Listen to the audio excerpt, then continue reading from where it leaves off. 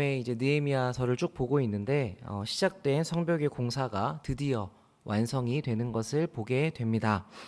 학자들은 이 성벽이 두께가 한 2, 3m 정도 그리고 높이가 2, 3m 정도 되었을 것이라고 추정을 하는데 우리가 흔히 생각하는 아주 높은 성은 아니겠지만 그 둘레의 길이가 3km 정도나 되었다고 하니까 이 옛날에 쉬운 공사는 아니었겠다는 생각이 듭니다. 화면을 좀 보여주시면 전에 보셨던 대로 이 녹색이 표시된 곳이 예루살렘에 있는 성전입니다. 그 옆에 성벽들이 둘러 있는데 이제 이 당시에는 이 성벽이 다 무너지고 불탔던 것이죠. 그러니까 보기에 참 안 좋은 그런 폐허 더미와 같이 보였을 것입니다. 그래서 약 10년 전쯤에 에스라 학자가 이곳을 방문했을 때 이스라엘 백성들과 성벽을 건축하려고 했었는데 이 주변 대적들의 방해가 심했죠. 이스라엘이 이 성벽을 짓고 나면 반역을 할 것이다. 이렇게 왕에게 고소하는 바람에 이 공사가 중단이 되었습니다. 그 뒤에 느헤미야가 왕의 건축하라는 명령을 받고 와서 지금 느헤미야서에서 이 공사를 다시 진행을 하고 있었던 것이죠. 자, 그렇다고 해서 성벽을 예전의 왕정 시대만큼 그렇게 넓게 쌓은 것은 아니었습니다. 다음 지도를 보여주시면 포로로 끌려가기 전에는 이 빨간 선으로 표시된 부분까지 원래 성벽이 크게 있었거든요. 그런데 포로로 끌려간 이후로 돌아온 뒤에는 이 파란색 부분만 성벽을 건축했습니다. 그래서 지금 보시는 그림에서 성벽이 쌓여 있는 그림이 이제 느헤미야 시대에 건축했을 것이라고 예상이 되어지는 성벽의 모습인 것이죠. 자, 이 그림을 위에서 보시면 이렇습니다. 다음 장 보시면 이 녹색 부분이 과거에 성벽이 있었던 부분이고 넓은 지대이고 그 안에 검은색으로 선이 그어져 있는 부분이 이번에 이제 건축을 한 부분이라고 볼 수 있습니다. 이스라엘 백성들이 이 검은 선을 둘러서 이 성벽을 완성하는데 52일이 걸렸다고 이야기를 하죠. 저는 옛날에 느헤미야서를 보면서 성벽을 2달 만에 다 건축을 하다니 이게 가능한 일인가? 라고 생각이 됐는데 이 정도의 영역이라고 한다면 온 백성들이 붙어서 하면 할 수는 있었겠다라고 현실성 있어 보입니다. 근데 그렇다고 해도 이게 쉬운 일은 아니었겠죠. 공사도 공사이지만 우리가 계속해서 보는 것처럼 많은 방해들이 있었기 때문입니다. 사실 처음 느헤미야가 여기에 왔을 때에는 이 주변의 민족들이 크게 신경을 쓰지 않았던 것으로 보입니다. 이스라엘은 이미 망한 나라의 사람들이었고 포로에서 돌아와서도 그들이 힘써 같이 만들어낸 것이 무엇이었습니까? 고작 자기 신에게 제사할 만한 성전 하나, 이 건물 하나를 만들었을 뿐이었죠. 성벽은 다 무너져 있었고 여기에는 군대도 없어서 이 민족을 보호해 줄 수 있는 것이 하나도 없었기 때문에 적들 눈에는 이스라엘은 그저 신을 섬기는 그런 민족 정도로 보였을 것입니다. 어쩌면 이런 관점은 세상이 우리를 보는 모습과 비슷하지 않나 싶습니다. 여러분 다 옛날에 한 번씩은 들어보셨을 것 같아요. 그렇게 교회를 가서 기도하면 하나님이 돈을 주냐, 밥을 주냐, 도대체 뭐를 해주시냐, 이런 이야기들 예전에 한 번씩 다 들어보셨죠. 지금도 표현만 달라졌을 뿐 사실 우리를 향한 시선은 비슷합니다. 교회에 헌금 내고, 그러니까 돈 낭비하고, 교회에 그렇게 자주 가서 이런저런 일하고 시간 낭비하고 그럴 것 같으면 차라리 그 시간을 너를 위해서 쓰지, 이게 쉬지도 못하고 그게 주말마다 무슨 고생이냐. 물론 이제 그런 이야기를 들으면 우리는 하나님이 돈도 주시고 밥도 주시고 그것뿐만 아니라 영생한 어떤 영원한 생명과 복도 주신다라고 생각을 하지만 이런 이야기를 아무리 해봤자 그분들은 잘 못 알아들으시기 때문에 우리는 이걸 입 밖으로 내지는 않죠. 자기 힘으로 더 벌어야 되고 그것을 지키기 위해서 애써야 되는 세상 사람들은 우리의 이런 표현을 이해하지 못합니다. 그래서 그들과는 반대로 어떻게든 더 섬기려고 하고 어떻게든 더 손해보려고 하고 사랑하려고 애쓰는 이런 우리의 태도를 이해하기 어려워하죠. 그래서 그런 우리들을 향해서 뭐라고 이야기하냐면 이 세상에서는 그렇게 살면 안 된다고, 그거는 미련한 일이라고 우리의 삶을 무시합니다. 이 당시에도 대적들은 공사를 시작하려는 이스라엘 백성들을 비웃었습니다. 이스라엘은 얼마 전에 성벽 건축에 이미 실패했었고 자신들은 그거를 저지할 힘이 있었던 사람들이었잖아요. 그래서 이 사람들은 이번에도 실패할 거야, 쉽게 안 될 거야 라고 생각했지만 그 모든 것보다 더 크신 하나님께서 이스라엘 배후에 계시다는 사실은 몰랐습니다. 그래서 이 은밀하게 일하시는 하나님의 일하심 때문에 완전히 뒤통수를 맞게 되죠. 이것이 사장부터 이어져 있었던 그들이 매우 분노하는 일로 드러났습니다. 예전에 우리는 이런 적들의 분노가 무서운 것처럼 보일 수 있지만 사실은 자신의 것을 잃을지도 모른다는 그들의 두려움으로부터 비롯된다고 말씀을 나누었죠. 그러니까 이 세상 사람들의 불안과 두려움이라는 내면을 우리가 제대로 보기 시작하면 그때부터는 그 사람들의 분노가 더 이상 두렵지 않습니다. 왜냐하면 그 사람들의 마음이 충분히 우리가 보기에 안쓰럽게 느껴지기 때문이죠. 얼마나 의지할 것이 없고 얼마나 자기의 삶에 그렇게 매달려 있어야 하면 이 사람들은 자기 것을 조금 잃는 것에 매우 두려워하며 분노하고 공격적으로 살아야만 합니다. 그러니까 그런 그 중심을 보게 되면 이 사람들의 그 좁은 마음이 참 안쓰럽게 보이는 것이죠. 상처 입은 동물이 으르렁거리면서 자기를 지키려고 하는 것처럼 자신의 불안과 약함을 이렇게 드러내고 있다는 것이 우리 눈에 이제 다 보여지기 때문입니다. 자, 이런 사람들의 두려움은 하나님의 일이 완성되어 갈수록 그 강도를 더해갑니다.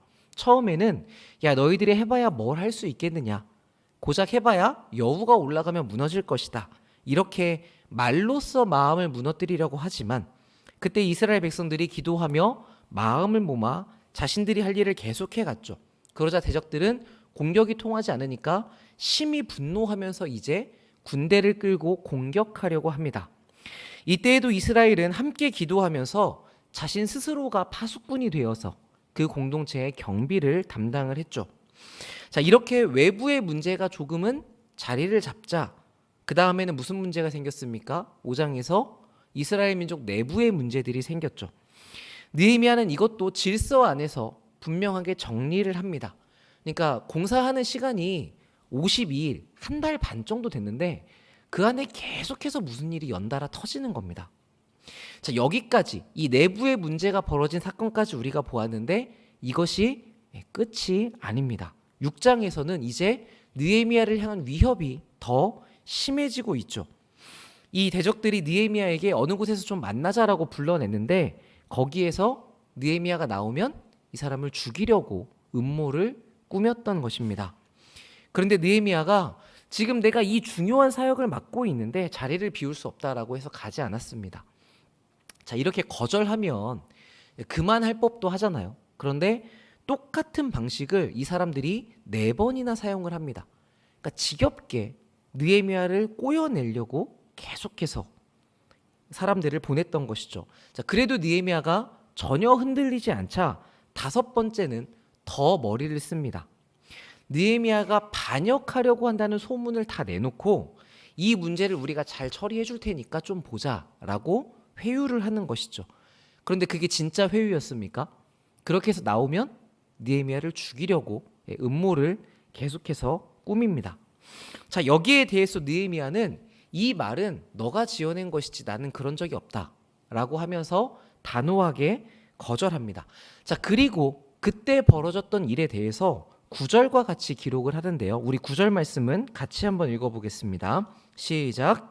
이는 그들이 다 우리를 두렵게 하고자 하여 말하기를 그들의 손이 피곤하여 역사를 중지하고 이루지 못하리라 함이라. 이제 내 손을 힘있게 하옵소서 하였노라. 아멘. 자, 이 사람들이 했던 방해의 목적이 어디 있다고 이야기합니까? 우리를 두렵게 하려고 한다라고 이야기하죠. 두려움을 심어서 그 마음이 힘을 잃어버리도록 그렇게 하나님의 일을 이루지 못하게 하려고 했다고 기록합니다. 자, 여기까지만 해도 이제 그 느헤미야를 없애서 이 공사를 좀 흐지부지하게 만들자, 이 사람들의 끈질김이 참 대단한데 여기에서도 끝이 아니죠. 그러니까 정말 이 하나님의 백성을 향한 악한 세력들의 공격이 얼마나 끈질긴지를 우리가 여기서 보게 됩니다. 사실 그 벌어지는 사건은 하나였어요. 성벽 공사 하나였는데 여기에서부터 처음부터 끝까지 이 사람들은 여러 가지 다양한 방식으로 끈질기게 느헤미야를 물고 늘어집니다. 자, 우리도 이 부분에서 좀 교훈을 얻을 필요가 있습니다. 여러분들을 향한 사단의 영적인 공격도 이렇게 끈질길 거라는 이야기이죠. 자, 그런데 우리는 과연 어떠한 인식과 어떠한 깨어 있음으로 준비가 되어 있습니까? 한 번도 아니고 두 번도 아니고 이렇게 다양하게 여러 루트를 통해서 공격을 해오는데 우리는 과연 얼마나 준비되어 있는지, 어떠한 경계태세의 마음을 유지하고 있는지를 잘 생각해 볼 필요가 있을 것입니다. 느헤미야가 아예 성벽 공사하는 자리 밖으로 나오질 않으니까 이제 이 사람들이 전략을 바꿉니다. 내부에 있는 사람을 이용해서 흔들기 시작을 하죠. 본문에는 스마야라는 사람이 하도 두문불출하기에 밖으로 나오지 않기에 느헤미야가 신방을 갔다고 합니다. 그래서 이야기를 하는데 그 사람이 말하기를 적들이 밤에 반드시 자객을 보내서 당신을 죽이려고 한다. 느헤미야를 죽이려고 한다. 그러니까 우리 하나님의 전 외소에 가서 숨자고 이야기를 합니다. 자, 여기서 이 외소라고 하는 것은 여러분 성전에 그 지성소가 있지 않습니까? 지성소는 내소라고 표현합니다. 안쪽에 있는 장소. 외소는 지성소에 들어가기 바로 직전의 장소예요. 그래서 제사장들이 출입했던 곳입니다. 그러니까 그 하나님이 계시는 곳 바로 앞으로 우리가 도망해서 하나님의 보호를 좀 받자, 이런 식으로 이야기를 했던 것이죠. 자, 그런데 거기서 느헤미야는 나 같은 사람이 어떻게 외소에 들어가겠느냐고 가지 않겠다고 이야기를 하죠. 지금 이게 어떤 상황이냐면 우리 편이, 그것도 뒤에 보시면 아시겠지만 예언하는 사람이 나를 걱정해서 말해준 겁니다. 지금 밤에 너를 죽이려고 하는 사람이 있으니까 먼저 피합시다. 근데 느헤미야는 지금 이 성벽 공사의 가장 큰 축을 담당하고 있는 책임자이지 않습니까? 그러니까 느헤미야가 죽으면 이 모든 하나님의 사역이 흔들릴 수밖에 없게 되겠죠. 자, 그러면 이 상황에서 우리 아군의 도움을 받아 자객을 피해서 안전한 곳으로, 하나님이 계시는 곳 바로 앞인 이 외소로 충분히 도망갈 법도 한데, 그런데 이 느헤미야는 말씀을 따라서 자기에게 허락되지 않은 곳은 밟지 않겠다고 이야기를 합니다. 그러니까 여기서 우리는 느헤미야가 뛰어난 리더십을 가지고 하나님의 말씀대로 사는 사람이지만 교만하지 않고 겸손하게 하나님을 경외한 사람이라는 것을 알 수가 있죠. 자, 여러분은 이런 이야기를 들으신다면 그때 어떤 결정을 내리실 것 같습니까? 죽음이 우리 앞에 찾아온다라고 할 때, 그럴 때 우리가 어떤 선택을 내려야 되는지 참 어려울 때가 많이 있죠. 자, 그런데 여러분이 지금까지 신앙생활을 해오시면서 어떤 때에는 내가 어떻게 선택하는 것이 맞는가 흔들릴 때도 있지만, 때로는 우리가 내가 이렇게 사는 것을 하나님께서 기뻐하신다고 마음을 확실히 정하는 때도 있습니다. 자, 그렇게 우리가 하나님 앞에 마음을 분명하게 정하고 나면 이 상황이 지금 영적으로 어떤 구도에 있는지 훨씬 더 명확하게 보이는 때가 있지 않으셨습니까? 자, 그런 경우처럼 느헤미야도 여기서 하나님의 말씀을 따라 내가 분명하게 마음을 정했더니 그 순간 이 사람이 뇌물을 받고 나한테 이렇게 이야기했구나 하는 것을 깨닫게 되었다고 합니다. 자, 그러면서 13절에서도 이렇게 상황을 해석하고 있죠. 그들이 뇌물을 준 까닭은 나를 두렵게 하고 이렇게 함으로 범죄하게 하고 악한 말을 지어 나를 비방하려 함이었느니라. 자, 여기에서 또 어떻게 이야기합니까? 나를 두렵게 만들려고 했다. 그래서 범죄하게 하려고 했다고 하죠. 만약에 느헤미야가 죽을 것이 두려워서 이 외소에 들어갔다면 대적들은 또 그 안에 있는 사람들을 풀어서 이 사람이 율법을 어겼다고 공격을 했을 것이고, 이게 이스라엘 공동체 안에서 큰 문제가 되었을 겁니다. 그런데 느헤미야는 이런 음모와 협박에 대해서 두려웠을지언정 물러서지 않은 모습을 보여줍니다. 자, 이 장면은 우리가 믿음을 적용해서 하나님을 붙드는 결단이 우선적으로 올 필요가 있다는 것을 잘 보여주는 것 같습니다. 대부분 우리는 하나님께 어떻게 기도하냐면 하나님, 우리가 하나님을 선택할 수 있는 상태가 되도록, 우리에게 믿음을 더해 주시도록 하나님께서 그렇게 우리를 만들어 달라고 기도를 많이 하거든요. 그런데 많은 경우에 여러분 성경을 살펴보시면 한 사람의 믿음의 결단이 먼저 있습니다. 그러니까 믿음은 이 결정을 가능하게 하는 데 쓰이는 것이죠. 그래서 성경을 보시면 많은 하나님의 사람은 믿음으로 자신의 걸음을 먼저 내딛습니다. 그리고 그 이후에 하나님께서 어떻게 일하시는지를 보게 되죠. 그러니까 이것은 우리에게도 마찬가지일 겁니다. 물론 우리가 가지고 있는 각자의 믿음의 분량은 다르기 때문에 모든 상황에서 우리가 다 같은 결정을 할 수는 없겠지만, 그럼에도 우리가 지금까지 하나님과 쌓아온 그 믿음으로 먼저 이 상황에서 하나님을 신뢰하는 결단을 내리고 하나님의 편을 더 선택하는 그런 적극적인 자세가 우리에게 필요한 것이죠. 그러니까 느헤미야는 지금 그 과정들을 쭉 펼쳐 보여주면서 우리가 그 방해에 있어서 어떤 방향성을 가져야 하는가를 보여주고 있습니다. 자, 우리 14절을 보시면 내 하나님이여 도비야와 산발랏과 여선지 노아랴와 그 남은 선지자들 곧 나를 두렵게 하고자 한 자들의 소행을 기억하옵소서 하였도라, 이렇게 이야기합니다. 그러니까 느헤미야의 싸움은 지금 어떤 것이었냐면 현실적인 적군, 대적들의 방해뿐만 아니라 우리 편, 우리 민족, 우리 선지자들의 말들까지도 이게 하나님이 주시는 말씀인가 아닌가를 분별해야 되는 이 기막힌 영적 싸움 가운데 있었습니다. 그러니까 몸과 영혼이 다 하나님께 집중되어 있어야 하는 그런 전투 가운데 있었던 것이죠. 그래서 느헤미야는 하나님께 이렇게 기도합니다. 이제 내 손을 힘있게 하옵소서. 그리고 나를 두렵게 하려고 했던 자들을 기억하시옵소서. 제가 전에 느헤미야를 살필 땐 잘 몰랐는데 이번 말씀을 준비하면서 보니까 이 앞장서서 끌고 가는 느헤미야가 얼마나 힘들고 또 얼마나 지쳤을까 하는 생각이 좀 더 들게 됐습니다. 그러니까 이 사람이 뭐 대단한 철인이 아니잖아요. 우리와 같은 사람들인데 이런 공격도 뭐 한두 번이지 계속해서 몰아치면 얼마나 지치고 피곤해지겠습니까? 특히 그게 이제 절정에 달하지 않습니까? 밤에 너를 죽이러 사람들이 찾아올 거다. 그러니까 잠이나 제대로 잤겠습니까? 이 사람이 얼마나 두려웠겠습니까? 그러니까 제 생각에는 하나님, 제가 최선을 다해서 하려고 했는데 이렇게 사람을 피말리면 저는 이제 좀 못하겠습니다. 좀 이제 쉬고 싶으니까 여기까지 이제 문짝만 달면 되거든요. 그러니까 다음 할 수 있는 사람을 좀 세워주셔서 그 사역을 이끌어 가십시오. 이렇게 기도할 수도 있었을 것 같은데, 그런데 그 자리에서 느헤미야는 어떻게 기도하냐면 못하겠습니다, 힘듭니다, 피곤합니다가 아니라 이 일을 해낼 수 있는 힘을 달라고 기도를 하고 있습니다. 그러니까 기도의 방향이 진취적이죠. 앞을 향해서 있죠. 이 사람은 물러선다는 생각 자체가 없고 나아갈 생각밖에 없는 사람 같습니다. 아마도 이 일이 하나님을 위한 일이라는 확신이 있었기 때문에, 그러니까 그 길에서 조금도 굽히지 않고 계속 나아가려는 방향성을 가졌던 것이겠죠. 그래서 마침내 느헤미야와 그 백성들은 결국 성벽을 완성해냅니다. 그 결과가 오늘 본문에 이렇게 기록됩니다. 우리 15절과 16절 함께 한번 읽어보겠습니다. 시작.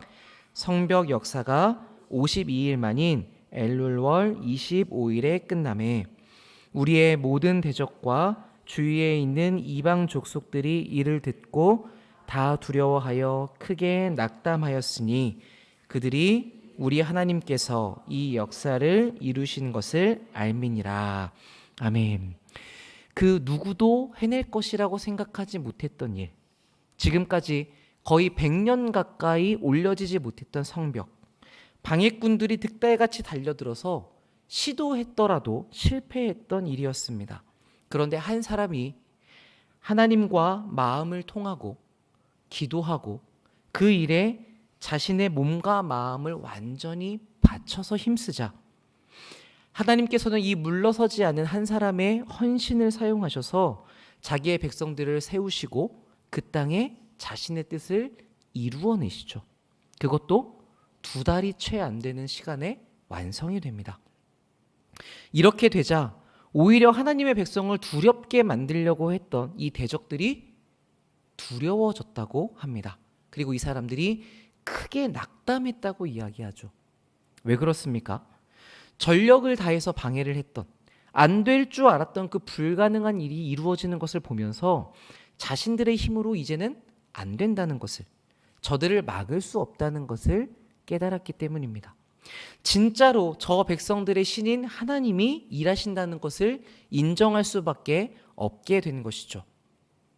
그러니까 여러분, 우리의 삶, 우리의 인생, 여러분이 지금 하고 계시는 일, 여러분의 사명이라는 것은 이런 종류의 일입니다. 이스라엘 백성들이 했던 것은 무슨 일입니까? 돌을 옮겨서 성벽을 쌓는 일, 밤에 보초를 서는 일입니다. 여러분, 이게 하나님의 영광을 드러내는데 얼마나 대단하게 티가 나는 일이었겠습니까? 그러니까 사실 이 일만 생각한다면 그냥 하루하루 피곤한데 지속해야 되는 노동과 같은 것이었을 겁니다. 그런데 이게 아무리 작고 단순하고 티가 나지 않은 일이라고 해도 하나님의 뜻을 이루어내는 일, 하나님께서 우리에게 주신 역할이라고 한다면 그걸 통해서 하나님께서 일을 하십니다. 그리고 그 일이 맞춰질 때 하나님이 영광 받으셨다라고 이야기를 하죠. 그러니까 사실 이거는 다 누가 하신 일입니까? 시작부터 마침까지 하나님께서 계획하시고 하나님께서 진행하신 일이었습니다.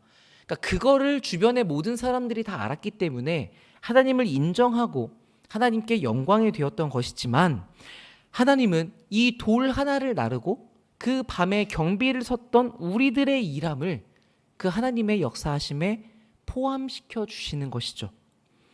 근데 그렇게 우리를 통해서 일하겠다고 하나님께서 작정을 하셨습니다. 그래서 지금 이 삶의 자리에서 우리들의 역할이 참 중요해집니다. 어쩌면 지금 어떤 공격들과 어떠한 방해들과 우리를 두렵게 하는 어떤 일들 가운데 힘들어하시는 분이 계실지도 모르겠습니다. 또는 지어져가고 준비되어가는 우리 교회를 향해서도 알게 또 모르게 이런 공격과 음모들이 움직이고 있을지도 모를 일이죠. 우리의 대적은 우리가 봐왔던 것처럼 참 끈질기게 악하기 때문입니다. 그러나 여러분, 우리가 지금 이런 과정 중에 있다는 것을 분명하게 아시면 좋겠습니다. 그리고 그 어려움의 정도가 커질수록 그 일의 끝이 가까워져 간다는 것도 생각하시면 좋겠습니다. 동트기 전의 새벽이 가장 춥고 어둡다고 이야기를 하죠. 저는 처음에 이 얘기를 듣기만 했는데 제가 요즘에 새벽 기도를 나오다 보니까 이 말이 진짜 맞다는 걸 알게 됐습니다. 요즘같이 15도, 16도, 와 봄이다 라고 하는데 4시 반쯤 나올 때가 되면 저는 겨울 코트를 입고 나와야 돼요. 그러니까 이 새벽, 해가 뜨기 직전이 가장 춥고 가장 어려운 시기입니다. 그런데 여러분, 그때일수록 어두움의 끝이 가깝다는 걸 우리가 알 수 있죠. 우리는 그 과정에서 하나님의 나라를 세우는 일에 동참하고 있고, 결국은 여러분들을 통해서 하나님께서 반드시 영광을 얻으실 것입니다.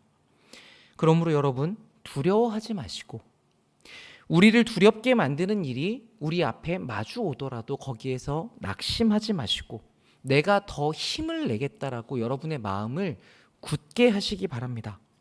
그렇게 우리의 마음을 먼저 그 방향으로 고정하신 뒤에 오늘 여러분께서 찬양하셨던 것처럼 여러분의 마음을 고정시키신 뒤에 그 결단 위에 하나님, 내 손을 힘있게 해주십시오 라고 그렇게 기도하십시오.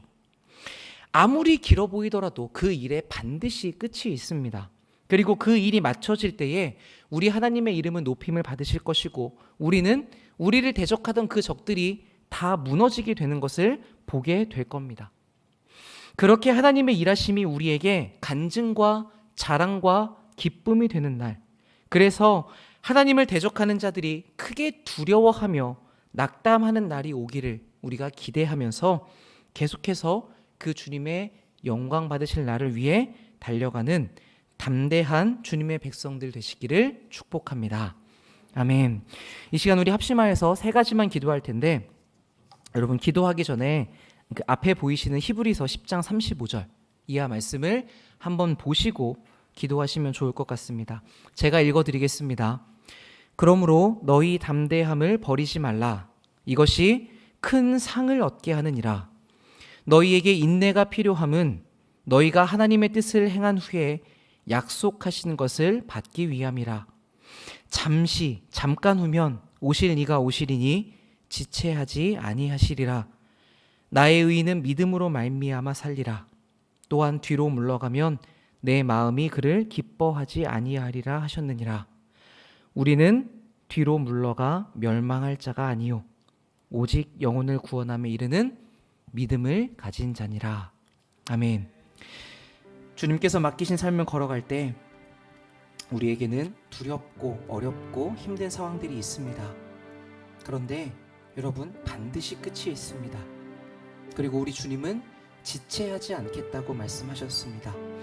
그래서 우리가 이 방해와 공격을 버티고 나아가 하나님께서 우리에게 맡기신 일이 완성될 때 마침내 그때에 하나님의 영광이 드러날 것입니다. 주님, 우리가 그것을 바라며 나아가겠습니다. 어려움이 클수록 끝이 가까워온다는 것을 기억하면서 못하겠다거나 멈추겠다보다는 또 싫다거나 불평하는 마음만 품는 것이 아니라 여기서 돌이켜 내가 스스로 힘을 내어 선한 일을 향해 나아가겠다고 우리의 마음을 고정하겠으니 주님, 우리의 손을 힘있게 하여 주시옵소서. 주님, 원하시는 일을 하겠습니다. 우리가 하겠으니 주님, 능력 있게 하여 주시옵소서.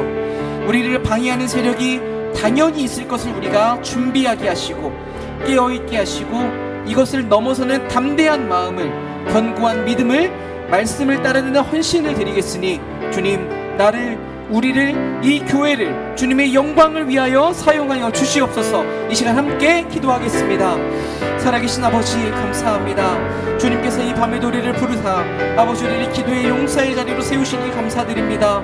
하나님 아버지, 주님, 우리가 이 세상을 살아갈 때